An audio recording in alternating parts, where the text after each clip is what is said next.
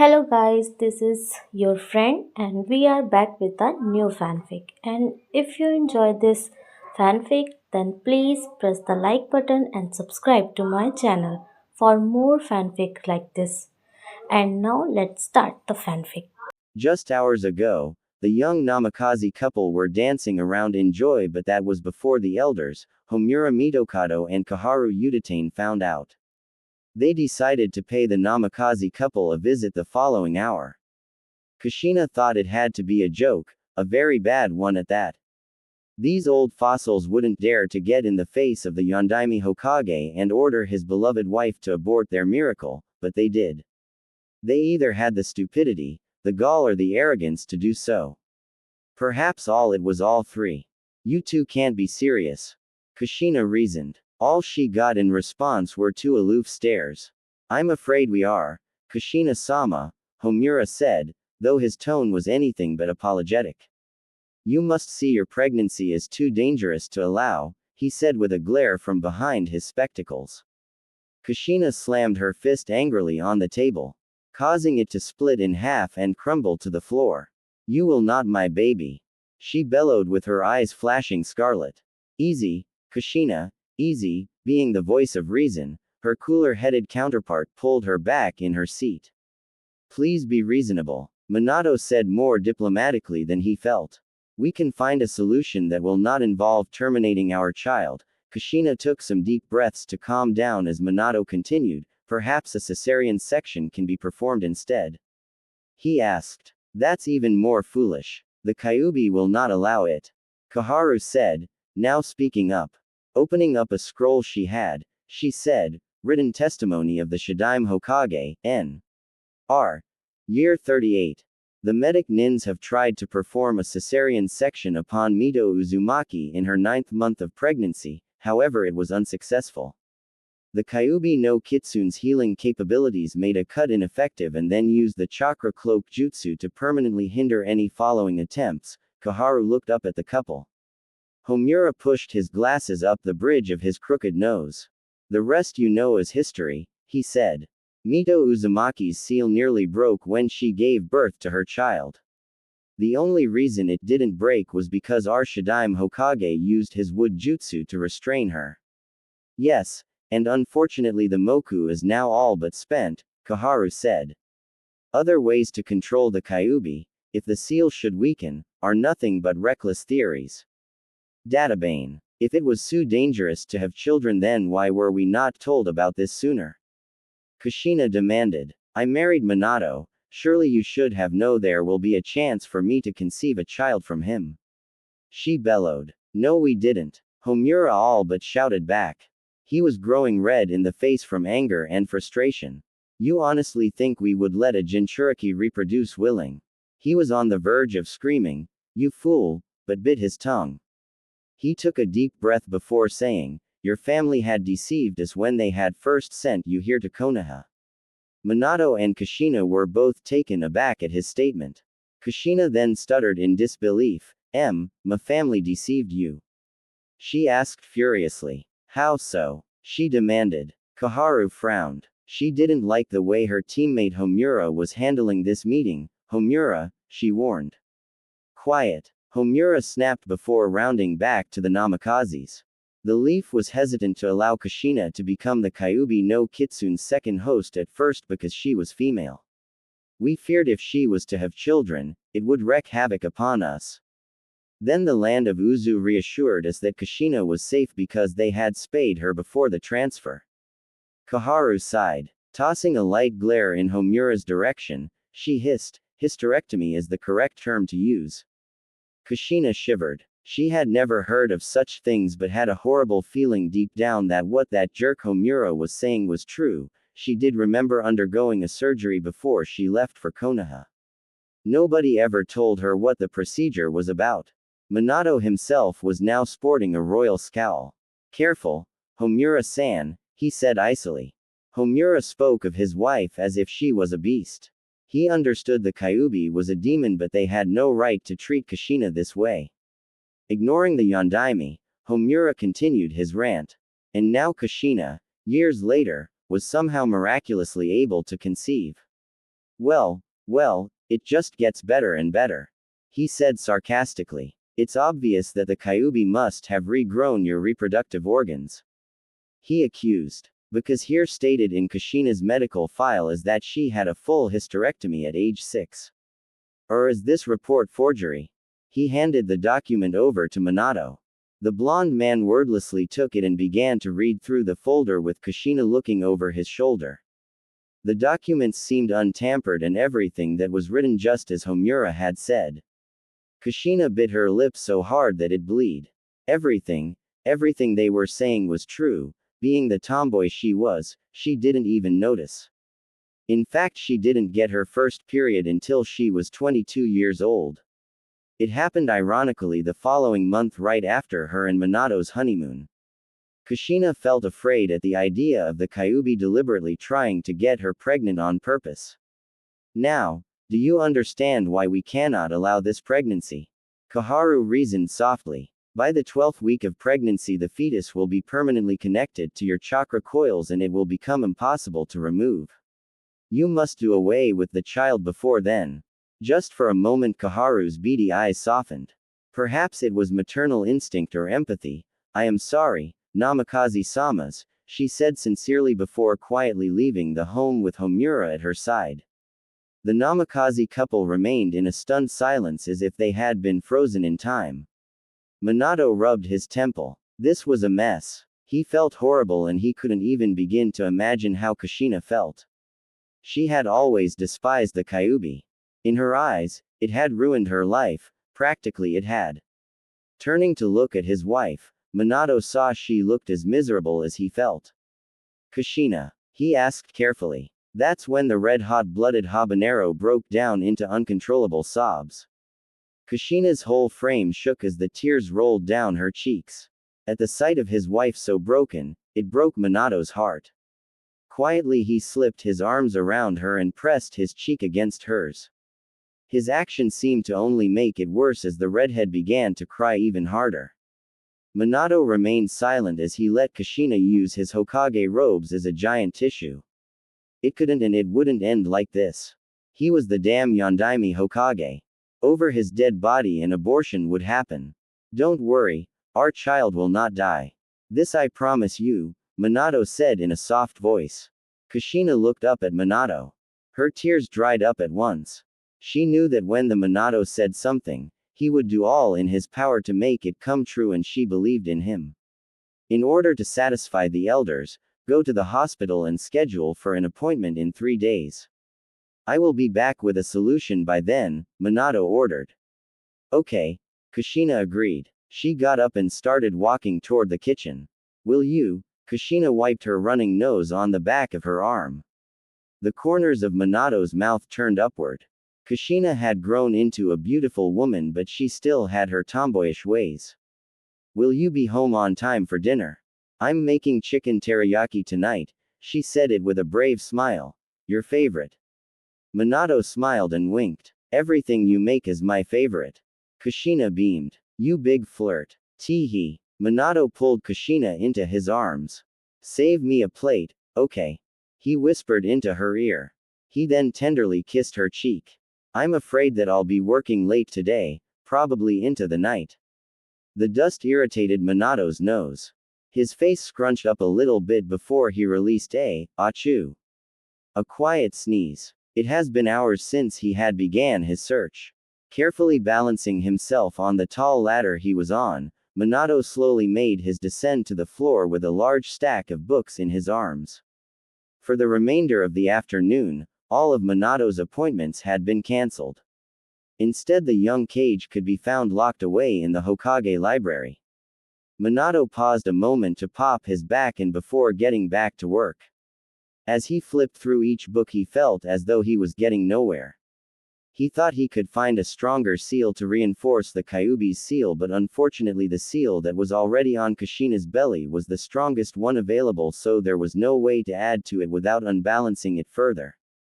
After another hour of wasted time, Minato closed the book and tossed it into a large pile of other useless manuscripts. Minato clenched his teeth and pulled his long blonde hair in a silent scream. Okay. Calm down, stay cool. Just changed tactics, he thought to himself. Calming down, the recently elected Hokage decided to go get a drink. The best solution, wow. As Minato made his way down the street, he hung his head in silent defeat. He knew that drinking booze was not the answer, but it sure was a good relaxer. He promised himself to have just one sake cup. And it sure did not help to see pregnant women waddling past him down the street with their swollen bellies and a glowing satisfied look on their faces. His wife should be among them, Minato reminded himself. The sake house Minato went to was a homey pub located not too far away from the main intersection. It was not too pricey and the furnishing was comfortable and decently clean. The atmosphere was pleasant and well lit. The owners didn't allow boisterous parties or fist fights. They also refused to serve more than 4 servings per person. Yep. It was the perfect place for a depressed fellow with enough of his dignity intact to get wasted. Only 5 points passes the legal limit. The bartender came up to Minato and bowed his head respectably before asking, "What will it be, Yondaime-sama?" "Just a White Russian," Minato answered before taking a seat on a bar stool next to some man who was staring ahead while absent-mindedly nursing his drink. The man nodded. Coming up, he turned his back to prepare the drink. Minato turned his attention. To his right was a Konoha ninja. Minato assumed he was Chunin level or higher because he was wearing a Konoha vest. Minato wasn't sure who he was exactly. Being Hokage, he assigned nearly 100 missions a day. Keeping track of names and faces had become a daily practice. Stupid vitro fertilization. The man grumbled suddenly. He took a swing of sake. Vitro fertilization? Minato questioned softly. The wheels in Minato's head were already turning. Wasn't vitro fertilization a procedure to fertilize a woman's egg and plant them in her uterus? Wait, what if? The man turned to Minato in surprise. He squinted at him a bit before recognizing him as his Hokage. "Yes, sir," he said, now more alert. He shot up from his seat a little clumsily. "My Hokage-sama, do you wish to see me? Or do you have an assignment for me?" he asked. At ease, Minato said. "I have no assignment for you, so what were you saying about vitro fertilization?" he said with interest. Minato felt almost giddy. He would have never thought of an idea like that. Why won't he just simply find a capable woman of having the child for him and Kushina? The ninja shook his head. Humbly he said, "Please. I wish not to burden you with my problems." "It's no problem at all, really," Minato said soothingly. He patted the man's shoulder and eased him back down in his seat. "So, how is it working out?" The man sent Minato a dejected look. Reluctantly he answered, "It's hell. It was great at first, I'll admit, but now it's a nightmare." "A circus, in fact." Minato was taken aback. What happened?" "Hey, Jack. Another Long Island iced tea." The man yelled instead. Jack looked back over his shoulder at the man with a frown. "Sorry, but that's your limit here for today. You need to be able to walk home, Yano. Here is your order, Yondaime-sama." He brought Minato his drink. "Come on, be a pal just this once." "No." Minato slid the man his drink. "As a White Russian, okay?" he offered. "Thank you kindly," the Chunin said before snatching it and taking a swing. Jack looked disapprovingly at Minato but didn't say anything. A little too much cream, but fine it is. "So, you were saying something went amok with the vitro fertilization?" Minato asked, trying to get back on the subject. The man wiped his mouth on his sleeve before looking back at Minato. "Yeah, me and my wife finally saved up enough money for the procedure and paid a civilian lady to have our child, but when my daughter was born the bitch decided she wanted to keep her." Minato paled. "But didn't you pay her for the service? How can she have a right to do that?" The man snorted. "That's what I say. You should tell that to the judge. But because that woman is the birth mother, she has the right to keep my child too." "But, is she even biologically related to the child?" "No. That's what makes it so bad," the man complained. Minato then saw the huge backdrop to this. What if the woman backed out at the last moment, or worst, she planned all along to take the child away? Minato knew for a fact Not arrogantly though, that many women would give up an arm or a leg to bear the child of the Yondaime for good or ill purposes. We did not make her sign any contracts, so she's not legally bound to just hand over my daughter, the man sighed despairingly. Man, I can tell you, Hokage-sama, I wish I never met the woman. If I could have had my daughter myself, I would have. Without waiting for a response, the man finished his drink, got up and left. The wheels in Minato's mind were turning. Have it myself. He knew the man was speaking figuratively, but that did not discourage him. Letting another woman or adding a third member, period, would just complicate things. In order to keep things simple, he somehow had to reproduce and carry the child between himself and Kushina. But because of the nine-tailed fox, it was dangerous for Kushina to carry offspring to full term, so that meant. Minato swallowed hard as he raised a shaking hand and placed it on his tight-muscled stomach. Suddenly the yellow flash of Konoha felt really, really sick. Returning to the dusty library, Minato had a new search. Unfortunately, just as with the seal enhancement search, nothing was turning up. Before he knew it, 3 more hours had gone by and the time was nearing toward 8 o'clock. Minato ran his hand through his spiky locks impatiently. Suddenly a light bulb went off inside Minato's head. Seeking answers from the medical library at the Konoha hospital was probably his best bet.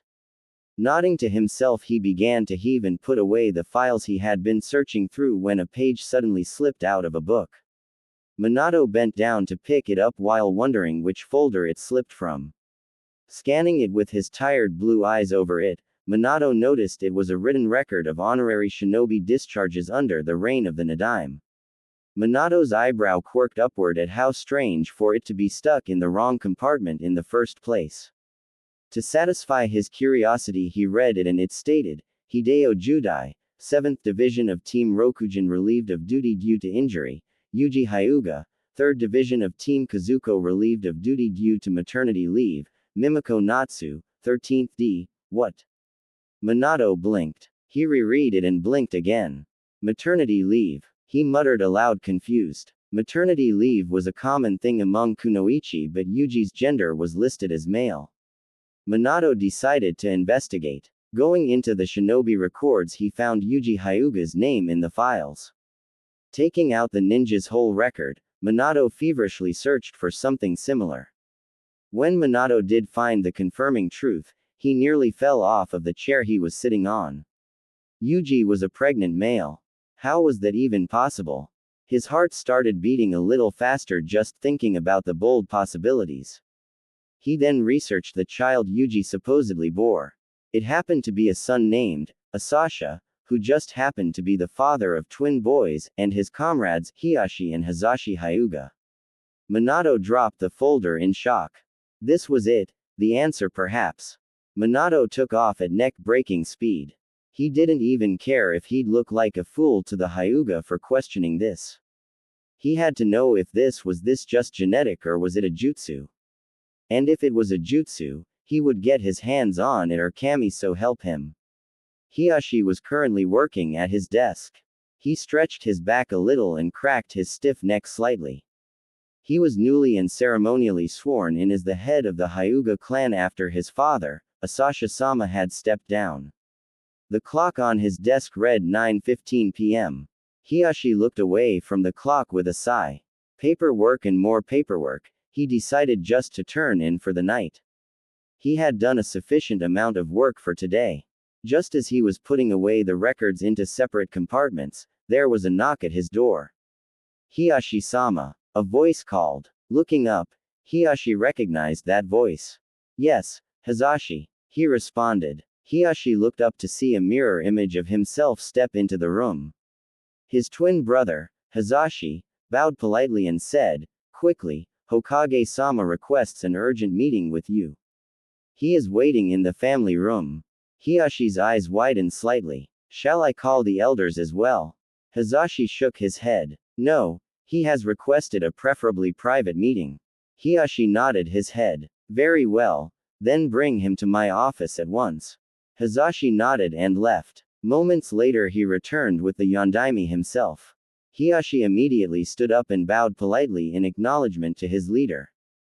Hokage-sama, he greeted respectfully. Minato returned his bow with one of his own. Thank you for having me on such short notice. Hiyashi-sama, Minato said. He took his seat on the futon in front of Hiyashi's desk. Hiyashi followed suit to sit down.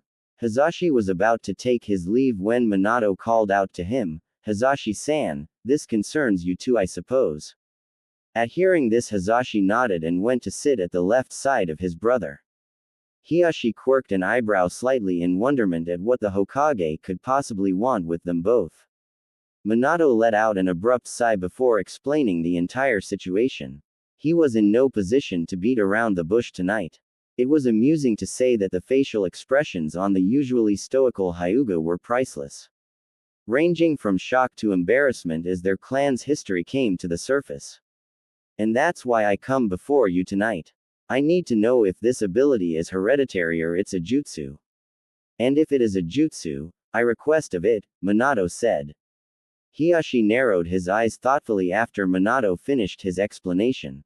Not many know of our grandfather, Yuji, he said. With a sigh he admitted. Yes, Yuji was under the enchantment of our secret jutsu, the child-bearer jutsu, he then added. However, I have no intention of reminding the public of it. Minato was about to retort when Hazashi spoke up. Understand, Minato-sama, Hazashi said carefully. Following the end of the Second Great Shinobi War, the Hyuga clan had staggering losses, especially among our females.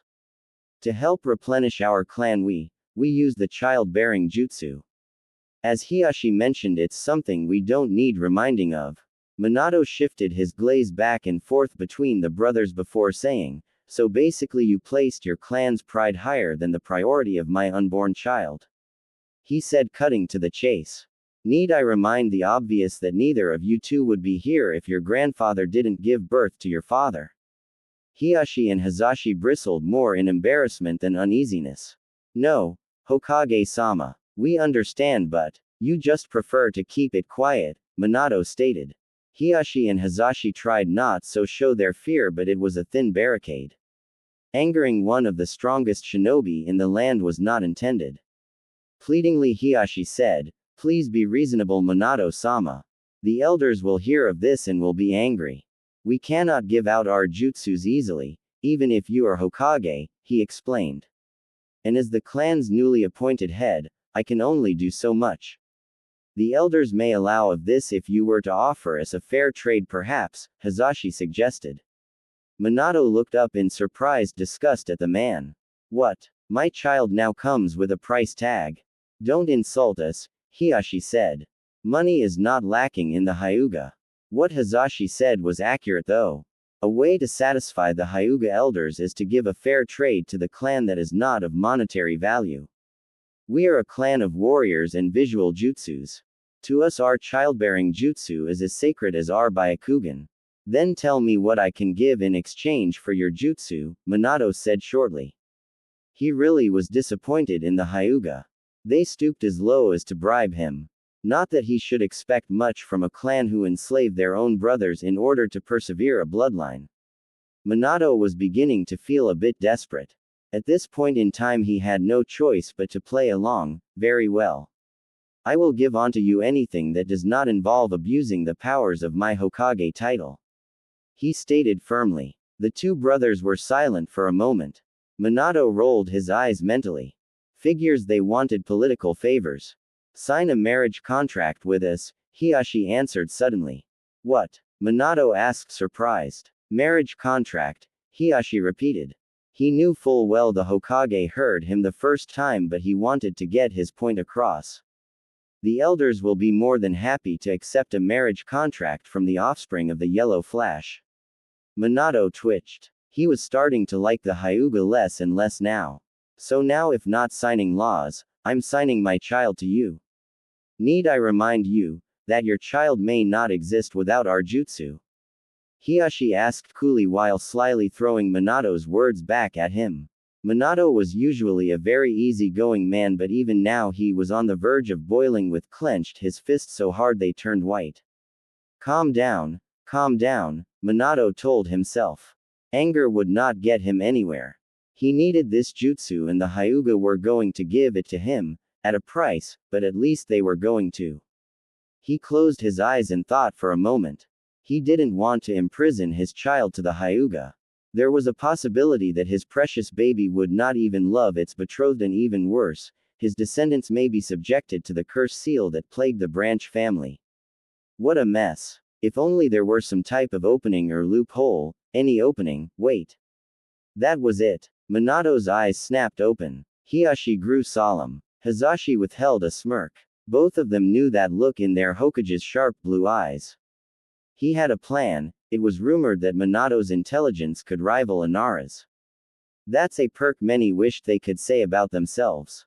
Smiling softly, Minato agreed, very well. I will forge a marriage contract between the Hyuga and the Namikaze heir. However, this contract will be an open marriage contract. At age 13 my child and the child of your choosing will become engaged.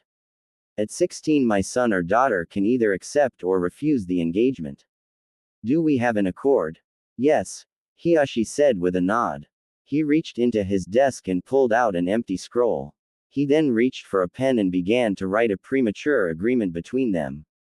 What was written was that Minato would return to finish the contract as he promised once he had his child. At the bottom Hiashi signed the document and handed it over to Minato. Minato scanned over it. Everything was written properly. Minato nodded and held out his hand. Without a word Hiashi handed the pen over to Minato and the young Kage signed it as well. Hazashi then did his part by signing as a witness at the bottom of the page. After that Hiashi rolled the scroll back up. He took out a kunai and lightly pierced his thumb and smeared his blood on the right side of the scroll. He then nodded to Minato. Understanding Hiashi, Minato bit his thumb and smeared his blood on the left side of the scroll then, poofed. A strong leather seal appeared and wrapped itself securely around the document. The special scroll they had used was a contract scroll. It required the blood of the two recipients to open and close the pact. Hiashi tucked the document safely into his robes. He was satisfied and he knew the elders would be too. With this securely signed document, he could hold Minato to his word and even take him to ninja court if Minato would dare to try and con him. Can I have this jutsu by tomorrow? Minato asked. It's urgent. Hiashi nodded. Of course, in fact, if you allow, we may be able to perform it tonight. Come with me. The next morning happened to be Rin's day off from the hospital shifts. She was currently busy tending to her little window garden when suddenly there was a knock at the door. She looked up surprised. Rin rarely had visitors, especially visitors before 8 o'clock in the morning. Quickly sitting down her watering can, Rin went to answer the door. She was shocked to see her visitor. Sensei, she asked surprised. She had not seen her former teacher for nearly a month and yet he has come right to her front door. Minato smiled. It was a plastered and forced smile.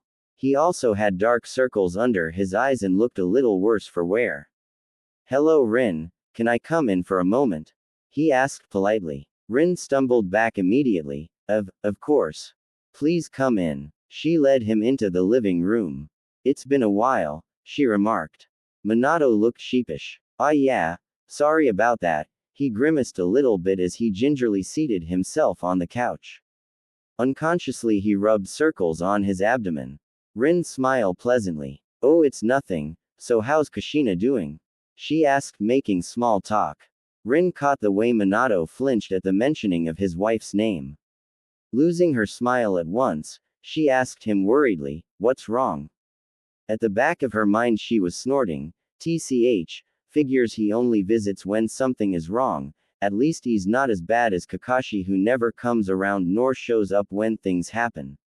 Minato's eyes sharpened. Rin gulped. Straight to business it seemed. Rin, what I'm about to tell you are S-ranked classifies, he said sternly. Do you understand this must not be repeated? Why, yes, she said with all seriousness back.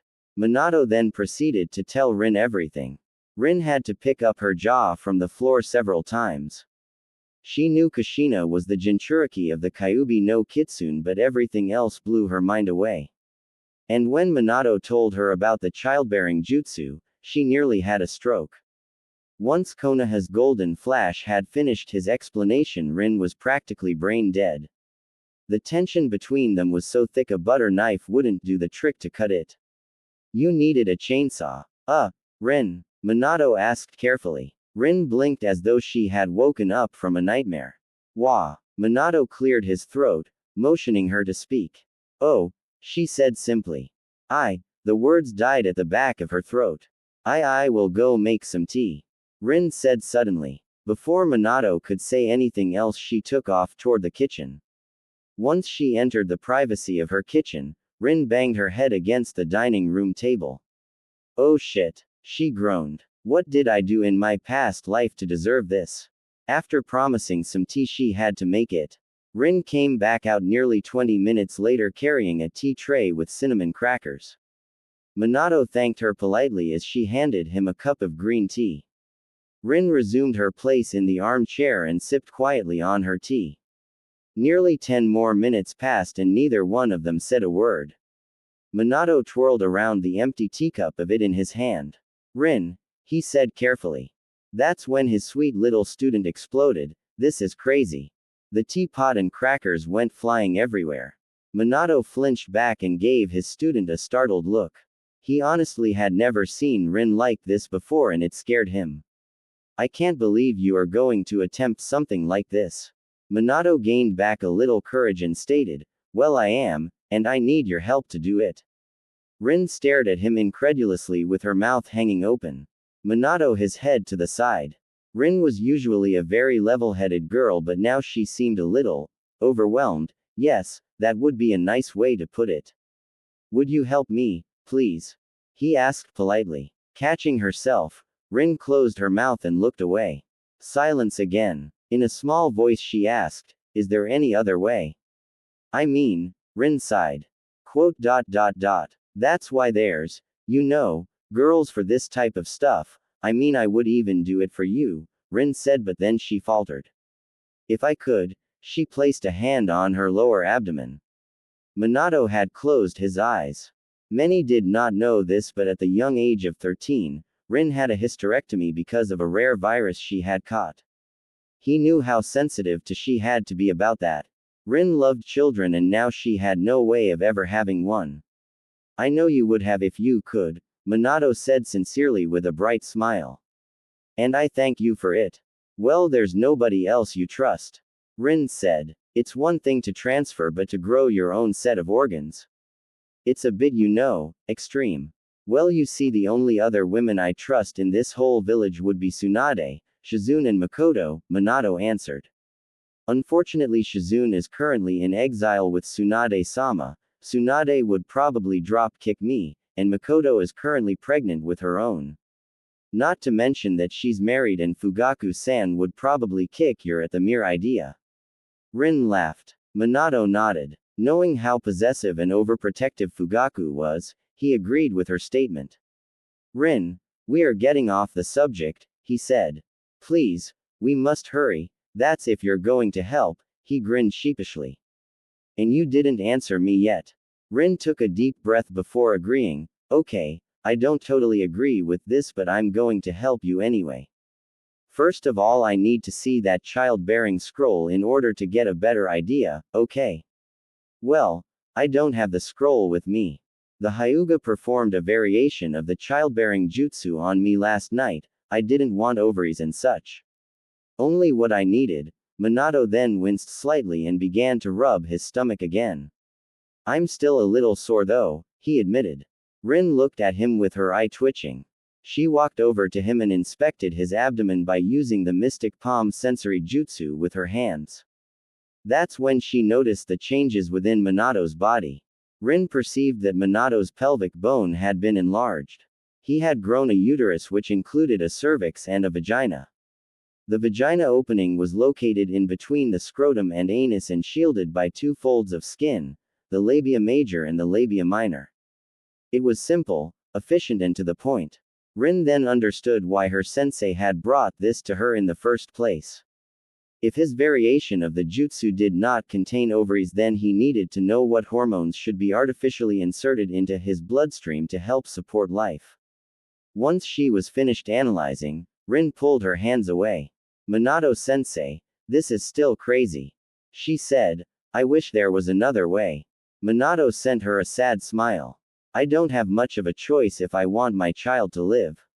Rin sighed, there goes her day off. We should go to the hospital library. I'm not specially trained in midwifery and pregnancy, but it's never too late to learn. The two spent the remainder of the morning and most of the afternoon away in the medical library. Sitting at a white table, Rin was currently surrounded by dozens of articles and reports. She was now making up a plan for the procedure. With tired sigh, Rin laid down her pencil and looked up at Minato. I calculate our odds, they stand at 21.3%. Minato face faltered. Why is it so low? He asked. Rin sighed again. She pinched the bridge of her nose as she tried to think of a way to explain their new dilemma in normal terms. After wording in her head, she answered, okay, look, growing your own reproductive organs is possible, but you didn't tell me at the time that Kushina-chan was already 7 weeks in. Minato gave her a half shrug. Okay, and so that I did, now what's the problem? The problem is that the baby is already attached to Kushina's uterine wall. Rin answered in a peeved tone. An attempt to move the embryo to another host without breaking the amino sac is one thing, which is hard enough, but what is even trickier is to replant the placenta to another uterine wall. Rin explained, and then she asked, you know how important the placenta is, right? The placenta is a fleshy organ that allows the baby to get nutrients and oxygen from the mother. Minato questioned more than state. Rin nodded. More or less, and then she sighed. Well, the point is that we can't just rip it off, the embryo will die if we do that. I mean, maybe the kid could survive a 10 to 15 minutes, but the placenta must be reattached immediately. Up till now, the method I wanted to use was the water pour jutsu. What is water pour? It's a medial jutsu that allows the user to bring substances in or out of the patient's body by using water as a medium. However, it's very uncomfortable and time-consuming. I'm afraid the baby won't be able to last that long. Minato bit his lip as he silently thought for a moment. Suddenly his eyes widened as an idea came to him. Shunshin, he whispered. What? Rin said, not hearing him. Rin, is it possible to transport the baby by summoning it? Rin blinked and blinked again before exploding. Yeah. Now that you mention, you can summon almost anything. She said excitedly, but then she died down. I see no reason why we can't, but this has never been attempted. I guess we'll be the first. Minato pointed out the obvious. Okay. If we somehow, Rin trailed, looking at Minato expectantly. I'll work on the seals, don't worry, it'll be flawless, Minato promised. Are able to summon the baby inside of you, then all I have to do is carefully detach the placenta carefully from within Kushina's uterus before attempting the summon. If it's an instant and successful transfer, I then can focus all my chakra to reattaching the placenta to the new uterine lining. But can you do it all in 10 minutes? Minato asked, concerned. Maybe, Rin said carefully, not making any promises. You know, now that I think about it, it's essential that we build up the lining of blood and blood vessels in your Rin winched. Your uterus, Kami, this sounds so weird, before we attempt to transfer the placenta. That will increase our chances of implantation. Injecting you with some progestin hormones will help. Okay then. Then what will be our new chance with everything included? Minato asked. Rin paused. Her face scrunched up in concentration. Well, she said, still thinking. If everything was included, the thickness of the uterine lining, a successful transfer without breaking the sac and the placenta reattaching to the uterine wall, that will raise our chances too. Rin rapidly blinked as she tallied it all up in her head. Finally she answered a bit hesitantly, 37.2%. Still too low, I know. Minato's face fell as the despair caved in. They only had 1/3 chance of succeeding. Rin felt guilty. Quickly she scribbled down some notes on the notepad and tried to find any loophole she could. After a moment a thought came to her, she gasped. Minato-sensei. Rin said excitedly. I had calculated our odds if I had to do this procedure alone, but she scribbled down some formulas and recalculated. After she finished, she looked up with a smile. If I had help in the preparations and performing the transfer, it will boost our chances up to 63.7%. YIPEEE. Minato looked so happy he felt like he could cry. And I know just who to ask. Rin said. Bawako Sarutobi, the honorable and strong-willed wife of the Sandaime Hokage, stared at Minato and Rin like they had grown two heads each. Are you both insane? She asked blankly. Minato sighed. Kneeling forward with his hands pressed together in a silent prayer, he pleaded, Please, Lady Bawako, we cannot do this without you. Indeed, I can use your wisdom, Elder. Rin included, also bowing her head. Bawako stared at the two for a little longer before turning her head away with a sigh. She pitched the bridge of her nose. Surely, she had lived too long to see this come to pass. If this madness succeeds, it would surely cost Konoha more issues in the future. She just couldn't imagine a pregnant Hokage. If word of such a thing got out, they will be the laughingstock of the 5 great shinobi nations. Not to mention their enemies may perceive them as weak or weaken because of their Hokage's condition and may try to attack. Finally she spoke. Minato, she said in all seriousness. You realize the position you're putting not only me or Rin in, but our beloved village. How are you supposed to serve and protect our people if you're pregnant? Minato offered. Bawako gnashed her dentures together in annoyance. By Kami. She could not even bring herself to say the word, more or less making it possible. I can, Minato reasoned. I would not be incapable until my due date. Until then I plan to continue my duties. And when you finally become incapable, don't you think our enemies may take it as a sign of weakness and attack? Bawako pressed. Surely they won't be that stupid. Rin scoffed before she could stop herself. Gasping at her rude behavior, she quickly apologized, but Bawako ignored that. Why would you assume that? The old woman asked instead. Well, be because of Minato-sensei's reputation. It's still too fresh after the war. They saw what happened in Earth Country and they wouldn't dare to cross him because as soon as he's capable they will be reminded of why he is known as Konoha's Golden Flash. Rin explained. And, beginning to pull from straws, she added. We could just keep this a secret so no one would find out until after the point. Bawako hummed in thought as she sat back on her futon, shaking her head in disapproval. That was a weak argument, I am sorry to say, she concluded. Rin sighed. At least she tried. The overall point is that we are still going to attempt this procedure even without your approval or help, Minato said stubbornly. He stood up from the table. I am sorry that we disturbed you. Good day to you, Lady Bawako. Bawako bristled. Please, I don't understand, surely you can find a woman willing to bear your heirs. She reasoned. Kushina will understand and allow of it, I'm sure.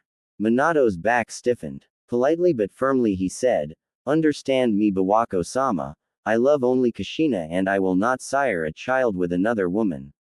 And at this critical moment there is no other woman who is available that I trust to bear this transfer. You claim I am not thinking of my people, and yet my own child is on the verge of destruction because I placed this village ahead of my own happiness and the happiness of my wife. I simply wish to save an innocent life. Isn't that what being a Hokage is about? Bawako was speechless. Respectfully Minato bowed his head to her. Now if you please excuse us, we must be on our way. In the flash he and Rin were gone. Inwardly sighing to herself, Rin really wished she had the help of Lady Bawako. She was a very experienced and retired talented medic ninja who taught even the slug sage, Tsunade. Pushing those thoughts out of her head, she began to concentrate on what she was doing. Under clearance of the Hokage himself, she was allowed inside the hospital's laboratory. She had to focus on the hormone mixture. She had to start giving Minato a mixture of estrogen and progesterone. They had to trick Minato's body into thinking he was pregnant in order to build up his uterine lining, making it fertile and easier to connect the nerves and blood vessels to the placenta. As she approached Minato's side, she could see him twitching slightly. To think the mighty yellow flash was intimidated by needles. Minato's shirt was off, showing off his impressive six-pack. A six-pack soon to be ruined by pregnancy if they should succeed. Don't worry, Minato-sensei, Rin tried to soothe him. This will feel like a mosquito bite at most. I'm not worried, Minato scoffed lightly, while trying to look everywhere but what was in her hand and failing. Rin chuckled. She quickly wiped Minato's arm with a disinfectant wipe. Whoa. Hey sensei, what's that? Rin yelled suddenly while pointing to her left. What? Where? Ow. Minato yelped as Rin hastily shoved a needle into his arm. Sorry, she said distractedly. Once the hormones had been injected, she removed the needle and disposed of it in the waste bin. That was mean, Minato practically whimpered. Rin shrugged. It worked, didn't it? All she got in reply was a pout. Instead of responding, Minato flashed from Rin's side and transported over to the trash bin located in the corner of the room and retched. Rin winced at the sound. She was actually glad for once that she couldn't have children. Lady Bawako made her way to her husband's office that evening. As she came from around the corner to enter his room, she swore she saw a blur of orange quickly tucked under the desk and replaced with scroll. Her husband, the respectively retired Sandame, cleared his throat and greeted her. Ah. Sweetheart. He said. How may I help you? He said, smiling a little nervously. Bawako rolled her eyes. She wanted to comment on him being a perverted old geezer but decided to ask instead. I need to know something. She came forward to sit by his side, calmly facing him. Sarutobi immediately placed down his scroll and gave his full attention to his wife. Yes. He asked. Was Minato's wife ordered to have an abortion by the elders? Bawako asked bluntly. Sarutobi stiffened. What? He asked incredulously. When did this madness happen? Bawako sighed. I was hoping you could tell me, she said irately. Minato had come with Rin to our home this afternoon in a desperate plea for my help regarding the situation. Sarutobi was angry. Why would my former teammates even ask for such a thing?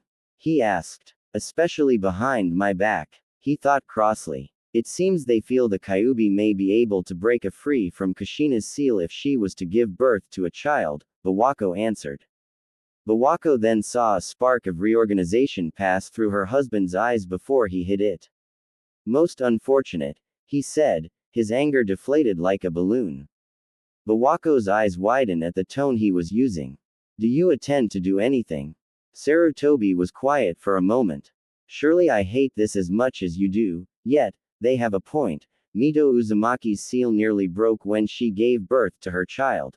There was an unspoken law written that female Jinchuriki were not allowed to bear children because of it. He swallowed hard. I am sorry that the elders found out about it. Bawako couldn't believe her ears. So are you saying you are going to let them have their way? Well, not if Minato had anything to say about it, Sarutobi said. I have faith in him. I am sure the man will come up with a solution. He is my successor after all. He said faithfully. Bawako laughed aloud at the irony of her husband's statement. Hiruzen looked at his wife strangely. How funny it is for you to say so. Because it is as you say, your successor has come up with an ingenious plan to protect Konoha and still have children. Sarutobi waited for her to continue. By having them himself, she answered with a smirk. Her smirk only widened as she saw her husband choke on his pipe weed. Sarutobi coughed for several seconds before he was able to speak. You must have misspoken. You shouldn't tease an old man like me, Bawako-chan. Since when do I speak lies? Bawako asked. Sarutobi went very still and silent. His skin color went from tan to a hilarious shade of green. Bawako laughed. Surely I have never seen a man who loves his wife so much. Sarutobi bristled. You haven't, huh? Do I not love you? Bawako smiled mischievously. Enough to physically bear my children in your own body. Sarutobi shuddered at the mental picture. Being able to have many heirs without enduring the pain that came with it was one of the best things about being male. That is Minato's plan, he asked instead. Yes. Sarutobi shuddered again. Good Kami. That's just too extreme. At first I had shunned him too, Bawako admitted. But now I see that maybe seeing a man go through pregnancy and birth may be a hilarious adventure for an old midwife such as myself. Ha ha ha ha ha. She continued to laugh heartily as she got up to exit the room, leaving a very disturbed husband in her wake. Rin groaned as she erased her latest formula. It just didn't work well enough to her liking. What was she missing? How to accelerate the results? You have the wrong mixture, a voice said from behind Rin. Rin squeaked and turned to see Lady Bawako. Bawako-sama, Rin said shocked. How would you know? You would be here in the lab.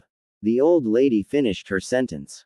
Simple, because if you were any kind of an intelligent girl you would know to inject hormones first before attempting to even perform the transfer. Rin beamed. It was nice to have such a professional to slyly commend her.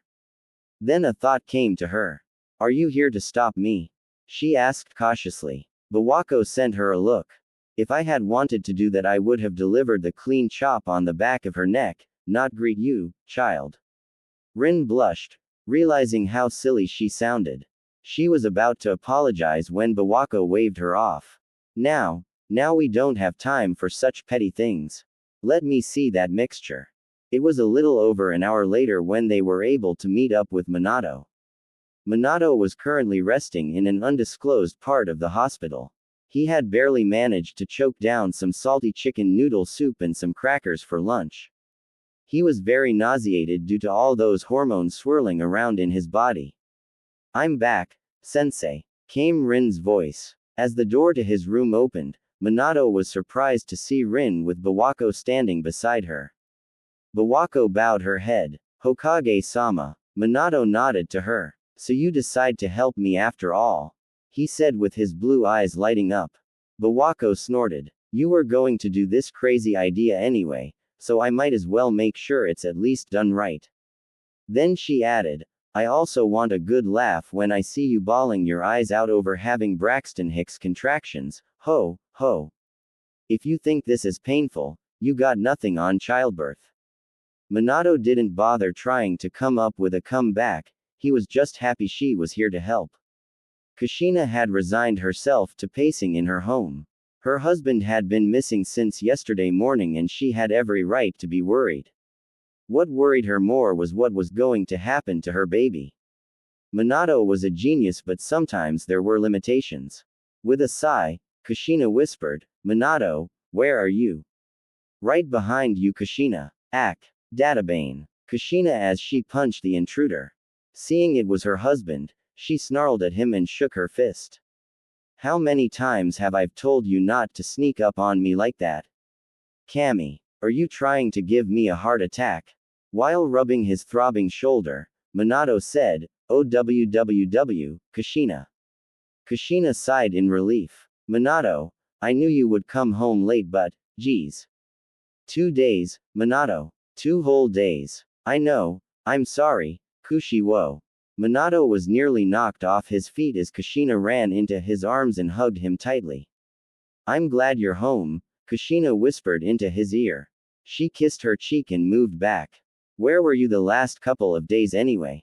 I was busy working with Bawako and Rin, Minato answered. Now, hang on, I'm transporting us to the hospital. In a twinkle of an eye, Kushina found herself standing in an operation room, probably in the Konoha hospital with Rin and Bawako standing there, waiting for them. Hello, old Bawako Bachan and Rin-chan. Kushina greeted them cheerfully. Rin smiled. Hey, Kushina-san. Bawako bristled at her greeting. Bawako-sama if you please. Fine, Kushina waved her off. So Minato, what is this plan you three cooked up? Minato went on to explain everything to Kushina. When he was done, he looked at Kushina expectantly. Unblinkingly Kushina stared at her husband before she bursting out laughing, Databane. Biwahahaha. Oh Kami, you crack me up. The redhead said. She even fell to the floor and rolled around. Minato watched her patiently with his arms crossed over his chest. It was nearly 5 minutes later before Kushina was able to get a hold of herself. She wiped tears away from her eyes. Once she was finally able to catch her breath, Kushina got up and said, "Seriously now, Minato, this isn't time to be joking, oh Kami. Heh heh, so what's the real plan?" Minato looked at Kushina with steely sapphire eyes. "I am serious. Quickly lie down on the bed and roll up your shirt. I have to get this Shunshin seal just right," he commanded in a tone Kushina recognized meant no room for playing. She was taken aback. "Wait, you're actually serious?" Kushina asked incredulously. "How in the hell are you going to pull this off again?" "I'll be more than happy to explain later. Meanwhile, please do what I ask of you," Minato said. Kushina walked over to the examination tables and laid down on the one on the right. "You mean to tell me you're willing to walk around with a pot belly?" Kushina said through a snorted laugh. She honestly couldn't imagine her husband hugely pregnant. "Seriously, Minato, I knew you were always a girly girl at heart, but this takes the cake." Minato rolled his eyes. "Just roll up your shirt already." Minato actually preferred to be unconscious during the procedure.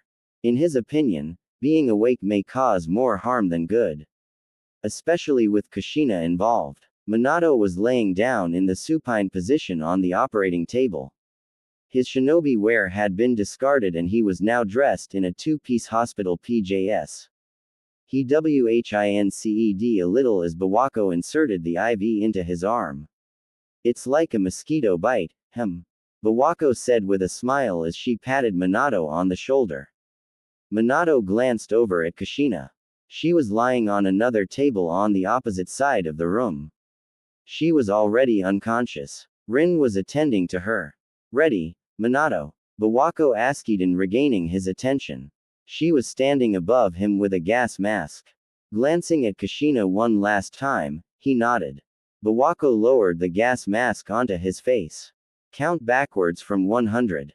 100, 99, 98, 97, 96, 95, 94, 9 to 93, 92, 9, zzz. Bawako looked to Rin. Simultaneously they nodded to each other. Bawako removed the mask from Minato's face and walked over to where Kushina was lying. "Rin, you believe you can summon the fetus correctly when I detach the placenta?" "Yes," she answered determined. "Good. Pray to Kami this works." Bawako's hand began to glow green. Chakra scapular jutsu. Hours later Minato groaned lightly as he opened his eyes.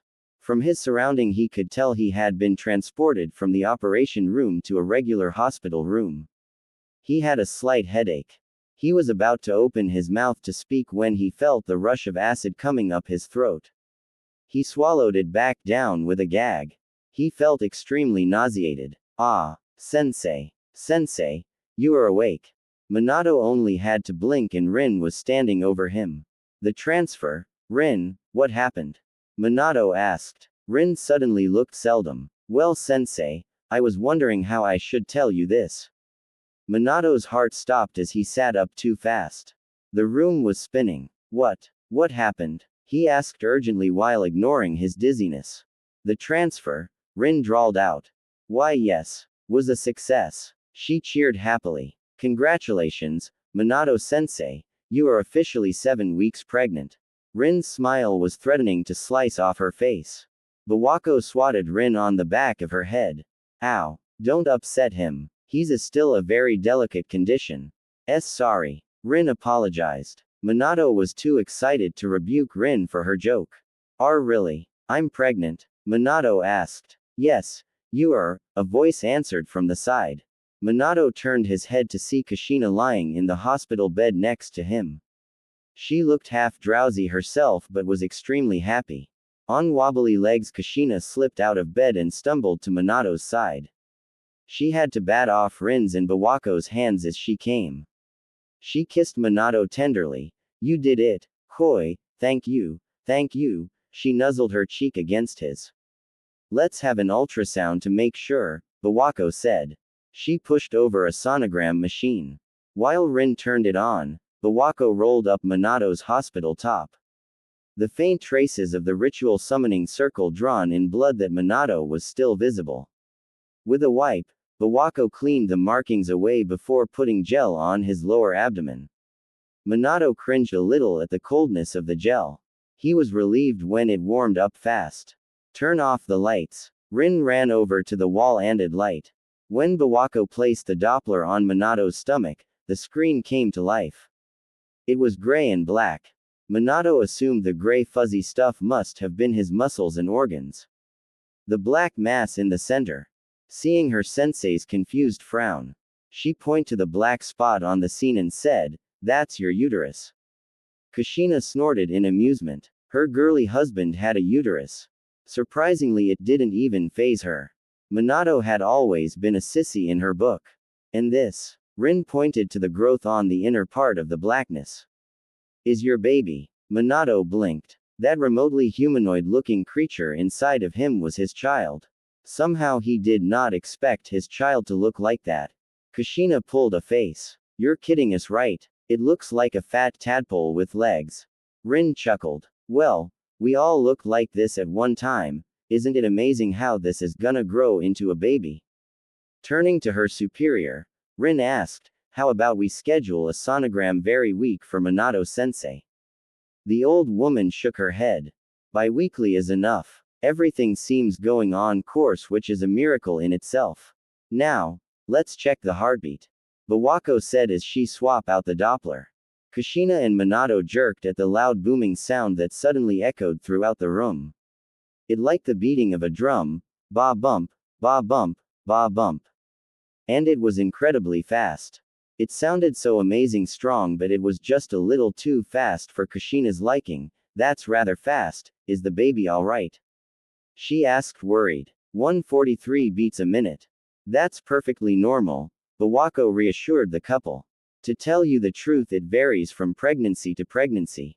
What have you four done? A voice cried out in alarm all of a sudden. All eyes turned toward the new arrival to see Hiruzen Sarutobi standing there in the doorway. I thought this room was off limits. Rin cried, startled. My husband has clearance, a perk for being a former cage, Bawako explained. She glared at her spouse. Get in here and be quiet. She snapped. And for what has happened, I think that's obvious. We saved a life. Snapping out of his stupor, Lord Sarutobi did as his wife commanded. Trying to compose himself and failing, he looked from Minato to the screen. By doing this? Sarutobi-sama asked. He shook his head. Surely I've lived too long to see things like this. Minato sat up. Wiping the gel of his stomach with a paper towel, he lowered his shirt.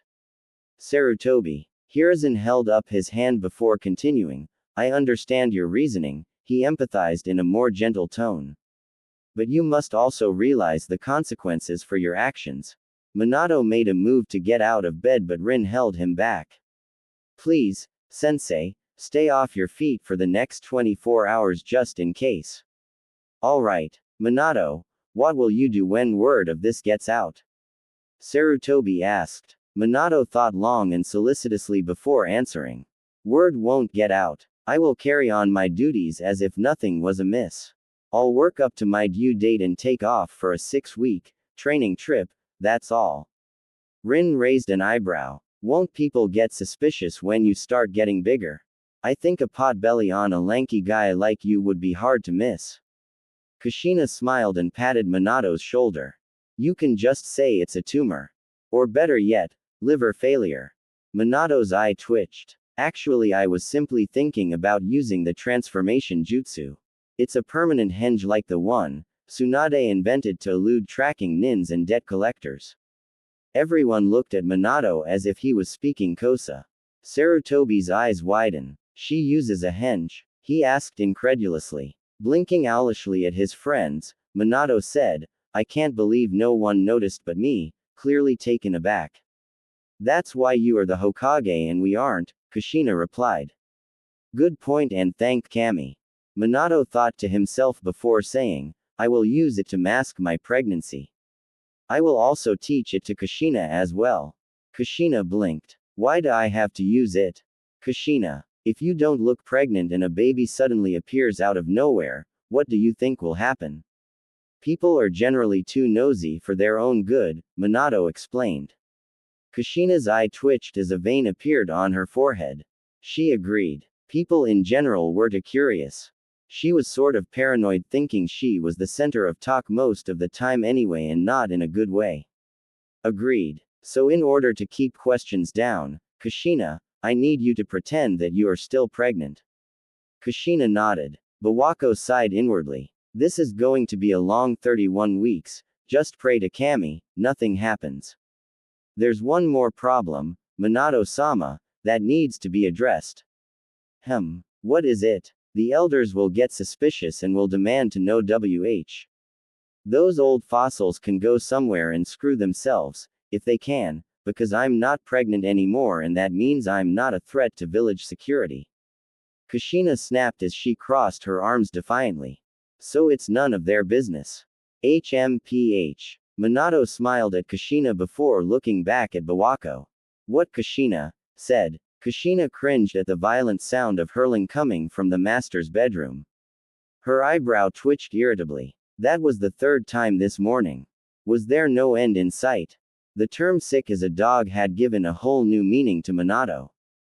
The sickness was constant, as Rin had warned it would have been beforehand. It was all due to the rising hormone levels in his bloodstream. She even predicted that the sickness might continue well into the third trimester, to the horror of Minato and Kushina both. Kushina was a tough woman. She can handle blood, guts and even stool, but never, and I mean never, show her vomit. The acidic smell, the look of it, the gagging sound of the victim choking it up, all of it disgusted her. After Minato didn't come downstairs for nearly another 30 minutes, Kushina decided to check in on him. It was her fault he was sick anyway. Earlier that morning, Kushina hummed a cheerful tune as she skillfully flipped a golden brown pancake.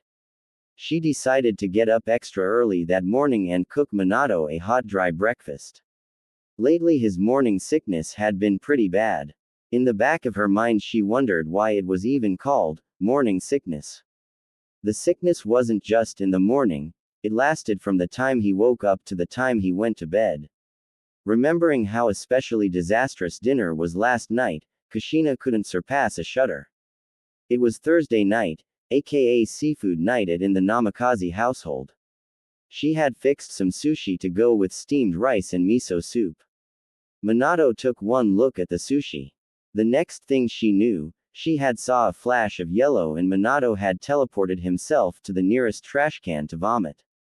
She just hoped that breakfast would go better. He needed the nutrition. Kushina placed the pancakes on a plate with strawberries on top and some juicy turkey sausage on the side.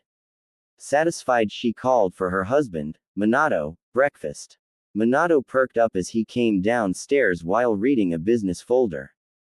As soon as he entered the kitchen, Minato's eyes budged as the aroma knocked him in the face like a punch. Or much more like a punch to the stomach. Minato dropped the folder he was holding. What's wrong? Kushina said, concerned. Minato's eyes widened. Kushina was nearly barged over when Minato rushed to the sink and proceeded to vomit the remainder of last night's meal. She didn't know how a measly packet of crackers could cause so much puke in her clean kitchen sink. Ew. Kushina cringed back. Minato. Minato hurriedly pushed open the kitchen window as he dryly gagged. Just the smell of her cooking makes me sick. Minato thought, alarmed. Then angst tears rolled down his cheeks. No. He moaned, falling to his knees. Until this morning's sickness had passed, or his pregnancy, he couldn't eat food made by his beloved. Poor Kushina meanwhile thought her husband was going crazy. Minato? She asked. Minato then teleported himself to the bathroom and he had been there ever since. And now, while holding her breath, Kushina entered the bathroom. The least she could do was hold back Minato's hair as he vomited. She found him leaning against the toilet seat, heaving and panting. She came up beside him and began to rub his back. Minato, do you need help getting back to bed? Kushina asked. Minato shook his head. His eyes were squeezed shut. It'll pass. Okay. I'll just go make you some ginger tea and, Kushina trailed as she made the terrible mistake of coming into eye contact with Minato's vomit. She knelt over due to the involuntary lurch of her stomach. Quickly she shoved Minato aside before vomiting into the toilet herself. Kushina, Minato said in alarm. Groaning, Kushina sat up slowly and only to look down at her own puke. The swirling mush of red and beige formed an ugly color. Without warning she vomited again and continued to retch. Minato had barely enough time to grab her hair out of the way before it fell into the toilet bowl. After spending several minutes helping Kushina, Minato began to feel nauseated himself again. Minato couldn't wait long enough for Kushina to finish and had to run to the guest bathroom. To put it short, it was a very miserable morning for both of them. Mai Hatsu looked up at the clock before turning back to her work with a sigh. It was nearly 12 o'clock and her boss, Minato-sama, had yet to show. By knowing Hokage-sama's very prompt nature, it was unusual for him to be late all week for nearly 3 hours each morning. Today of all the days, he was nearly 5 hours late. It was just ridiculous. Something was defiantly wrong. It wasn't her place to question him, but Mai was concerned. 30 more minutes passed before he had teleported to her desk to check in. Good morning, Mai-san. Minato greeted cheerily. At least he sounded cheery because he sure didn't look it. To put it quite frankly, he looked worse than some of the half-dead critters her cat would drag in from time to time. It's the afternoon, Minato-sama. Checking the clock from the corner of his eye, Minato noted it read 12:23 p.m. Ah, so it is. Sorry. Hokage-sama, if I may say, this is the 5th time this week you are late and it's Friday. Where have you been all week? Mai asked, concerned. Ah well, being the genius he was, Minato came up quickly with a lie.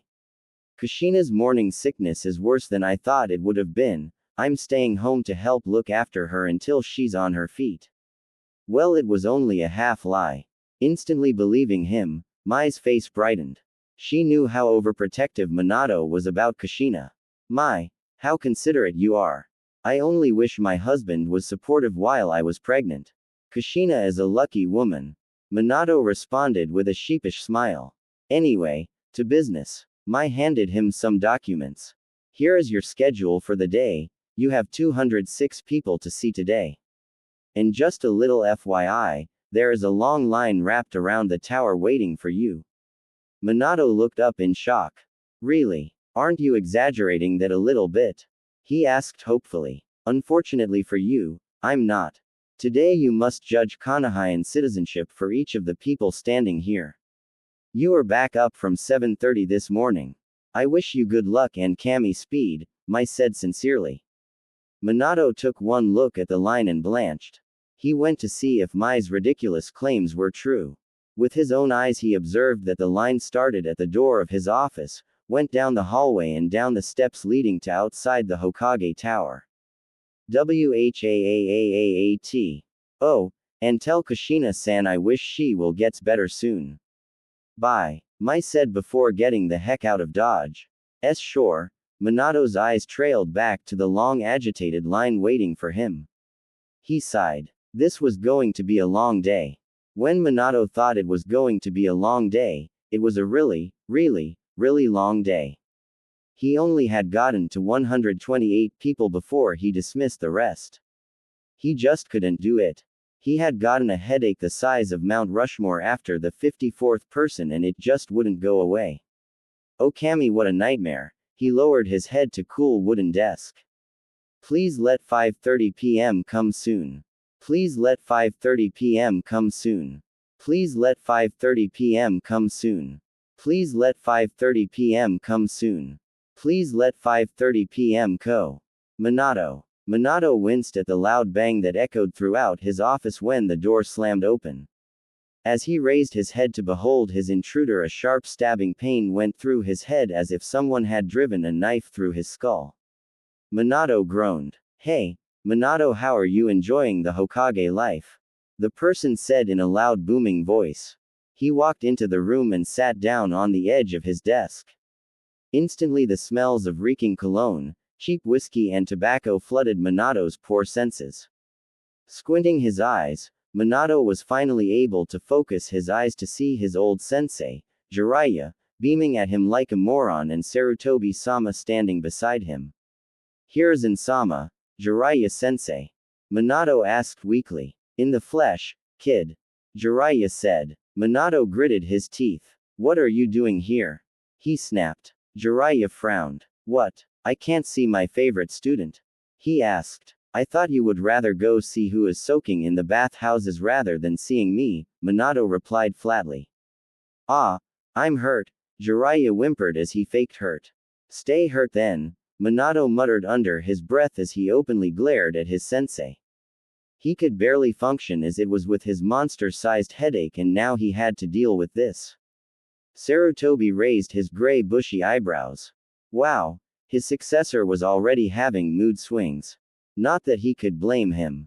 Jiraiya was in town. After visiting with me, he said he was heading here, so I decided to accompany him. Sarutobi reached into his robes. Bawako wanted me to give this to you. He handed Minato a package. Just follow the instructions on the bottle. Minato took it with a nod. Tell her I said thank you. Minato then sent Jiraiya another glare. Jiraiya eased back. He honestly couldn't remember a time when Minato scowled at him so much. Oh yeah. That was when he was caught peeing at Kushina that time by the waterfall. Heck, it wasn't his fault. He didn't know she was Minato's girlfriend. What Minato? He asked finally, getting tired of those icy blue daggers glaring at him. Please go back to the bathhouses now and do not peep at women but actually get in and take a long soak, Minato ordered with a hint of finality. That musky cologne you're wearing isn't gonna come out that easily. Jiraiya rolled his eyes. Geez Minato, aren't you all sunshine and puppies this afternoon? He said sarcastically. Sarutobi sent Minato a concerned look. He was one of the few who knew what was truly wrong with his successor. Minato, are you alright? He asked. Minato managed to catch himself. Why, yes, of course, my apologies. I'm just a little under the weather this morning and, Minato's eyes widened suddenly. He felt the room spinning and the involuntary lurch of his queasy stomach. It was coming quicker than he could use the Hiraishin. Quickly grabbing the closest thing closest to him, Minato pulled it to his face and vomited. Unfortunately, it happened to be his cage hat, to the shock and repulsion of his colleagues. Whoa, kid, Jiraiya exclaimed as he ran to Minato's side. You really are sick. You need to see a doctor pronto. Minato gagged dryly. After composing himself, Minato shook his head. Not necessary. Just the stomach flu, UGHH, he explained while wiping the corners of his mouth. This cage hat was worn by the Shadaime and Nadaime, Sarutobi said, grieving slightly over the hat. That hat had been his own for nearly 40 years. Who gives a damn about a hat, old man? Jiraiya snapped. Minato's sick. Turning back to Minato, he urged worriedly, seriously kid, this can be poison in disguise of a stomach virus. We all know Rock Nin still have it in for you. Minato laid his head down on the table. Why wouldn't the headache go away? I'm not poisoned, sensei, really, he said unconvincingly. Minato, I'm going to advise you to take the day off, Sarutobi said gently. I'll take over temporarily until you are well enough to return. Minato looked up in shock. No, Minato groaned weakly. He had raised his head up too fast. Kid, you're going home and that's final. Jiraiya snapped. You're a mess, literally. But, no, kid, Jiraiya said a bit more firmly. Come on. He hoisted Minato up and threw him across his broad shoulders. Hey, Minato cried indignantly. Put me down. I can still work, Jiraiya-sensei. Turning to Sarutobi, Jiraiya smiled gratefully. Thanks sensei, I'll make sure Kushina makes Minato rest, he told his old teacher. Sarutobi nodded. Make sure you do. Minato groaned. Between his teacher and his predecessor, he had no choice. Sarutobi-sama, listen, Minato said. He then began to ramble off. Team 23, Team 2, Team 16 and Anbu teams Red Hawk and Blue Badger are due back today, and make sure to order Raidanji and Ranma to take over border patrol duty for Division 9 at second shift. Oh, And the B-ranked mission to the Land of Glass is placed on hold until Masuro Medema returns. As for the mission C-ranked mission to Land of Silk, it needs to be pushed up today. Our client requires an emergency departure due to the health of his daughter. Sarutobi sent his successor a wry smile. Minato. For the B-ranked mission to the Land of Spices, please swap out Yuki Inuzuka with Kiru Kusari.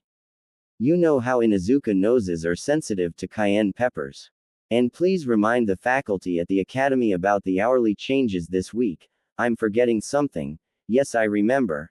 Make sure to tell the representative from the waterfall to go ahead with the joint war games and send out Team 54, Team 19 and URRP.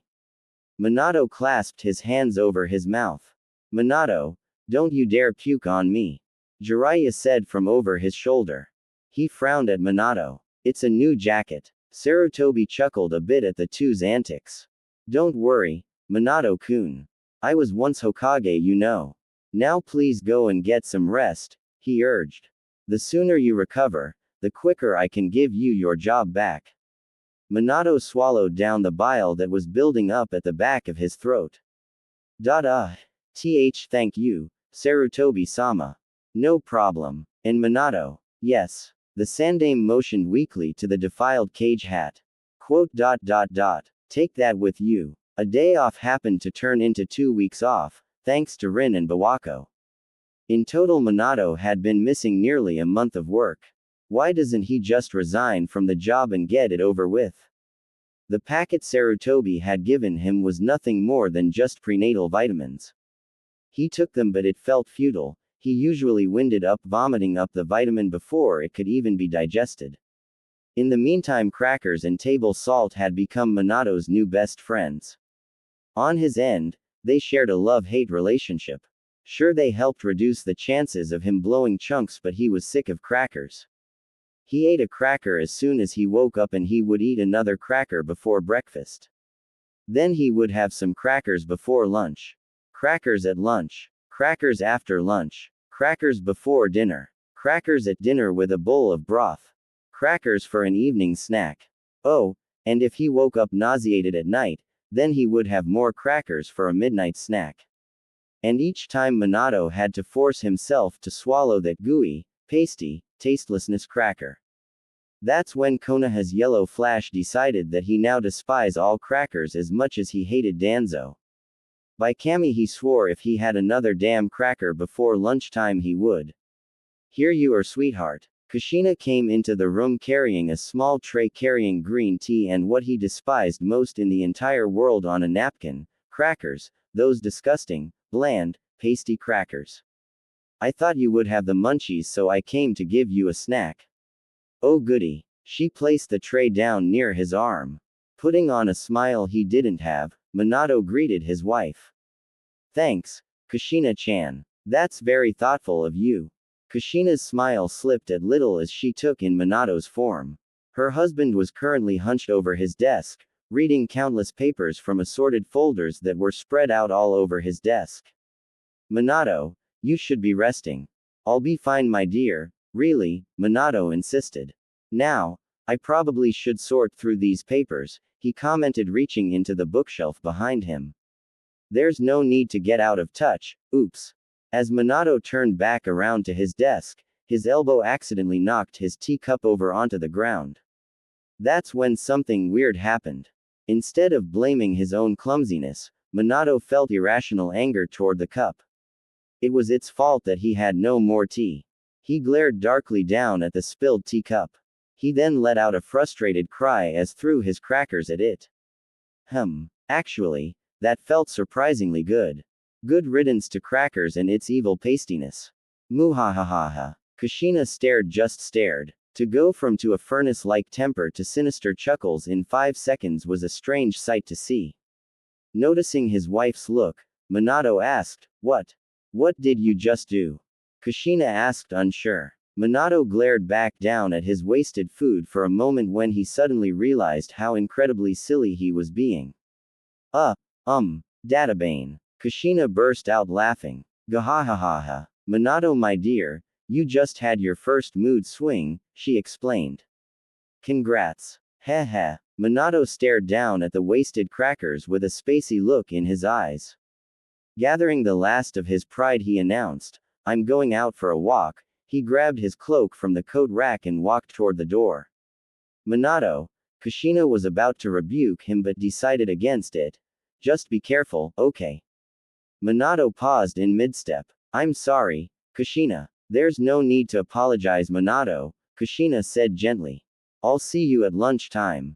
Taking notice of the time, Minato nodded. "Okay." Minato walked down the street aimlessly on sluggish legs with his arms wrapped around his stomach. He felt so weak from barfing all the time. Sure, he could always eat crackers, but he got little to no nutritional value from those things. Unfortunately, it was the only thing he could keep down, most of the time anyway. The strangest thing was that he was queasy and hungry at the same time. Unfortunately, he couldn't keep a thing in his stomach past 2 in the afternoon. Not good, Minato thought desperately. I have to feed the baby. I have to keep down something long enough for the baby to absorb it. He thought of going back to Bawako for help, but she was currently out of town treating another client, and Rin wouldn't return from her mission from the land of birds for at least another week. "Hey, are you okay?"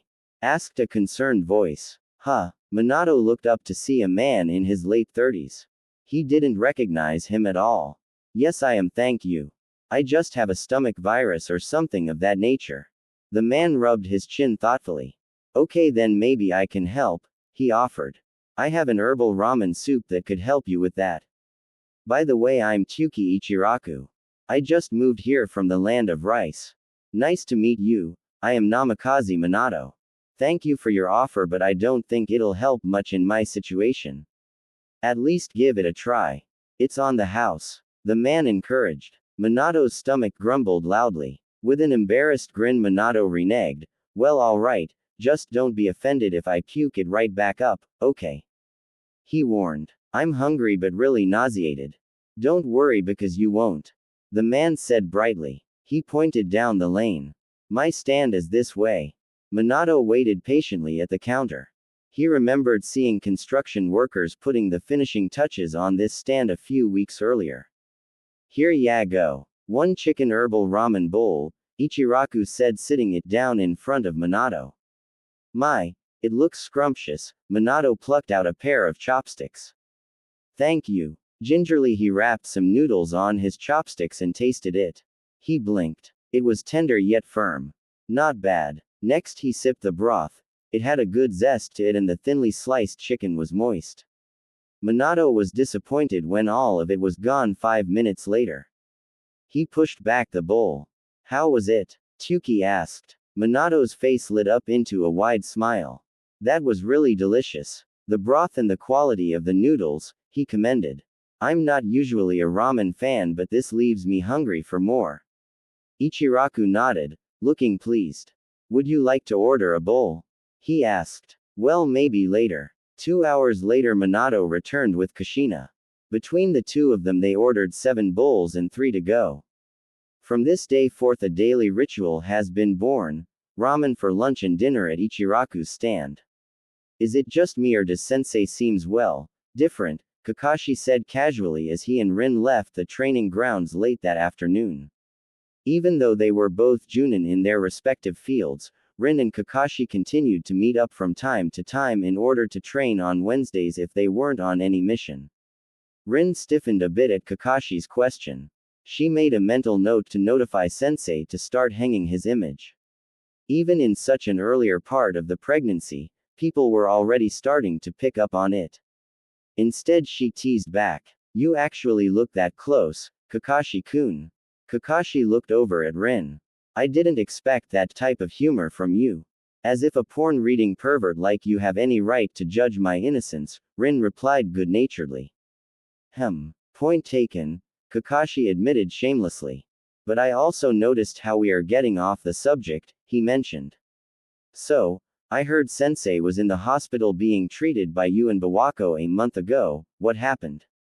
"I can't tell you." "Why?" "Patient confidentiality." "I'm your friend, Rin."